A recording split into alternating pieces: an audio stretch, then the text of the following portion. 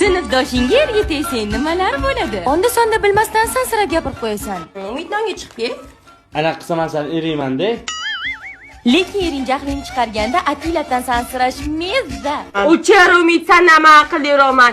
Voy, uzr bilmasdan sansirab yordim. O'rganib qo'yaman-da.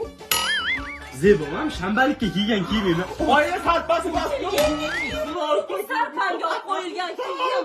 Bir-biringlarni shunaqa yaxshi tushunasizlar, даже eringni nafas olishidan nima xohlayotganini bila olasan. Lekin gaplashishga mavzu qolmagan ering san haqingda qo'shnining ayvonida yotgan kuchuni rangigacha biladi. Даже 10 yillik er-xotinlar ham sizlardagi ko'p gaplashmagan. Umid aka, ana erni hurmat qilishni o'rganayapsan. soqolingni ol, Umid aka, iltimos. Hamma birinchi muhabbatini eslash uchun vinyetkaga termulsa, sen eringga qaraysan. Umid aka, bitta qarang. O, bolalik. Oldin maktabda konspektlarni yozib bergan bo'lsang, endi universitetdagi konspektlarni yozib berasan. Nima men yozib beryapman o'zi? Chunki xotinimsan. Maktabga nima yozib berganman unda? Chunki voq bo'lgansan.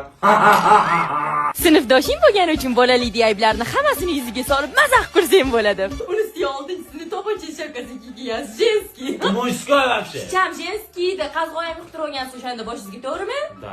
O'shanda olash uchun men sizga trichapdan yog' bilan sharba olib keldim, qozonga tushirdim. Jenskiy ku. Hecham jenskiy emas, terkida ham ayollar ishlatsa bo'ladi. Rasmi просто shunaqa. Maktab paytnaskisini sasigan ham aytsammikin? Yo'q, ko'tara olmaydi, mayli. Keysapam. Eng qizig'i eringni o'rtoqlaringni ham sansiraysan. Ye, keldilaringmi, kirlaring bo'pti.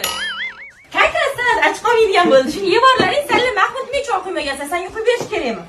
San sinfdoshlari emas, bu o'zi eringni o'rtoqlarisan, kelinsan. Ha, voy, uzr Mahmud, ber o'zim qilib beraman. Salamchi salam.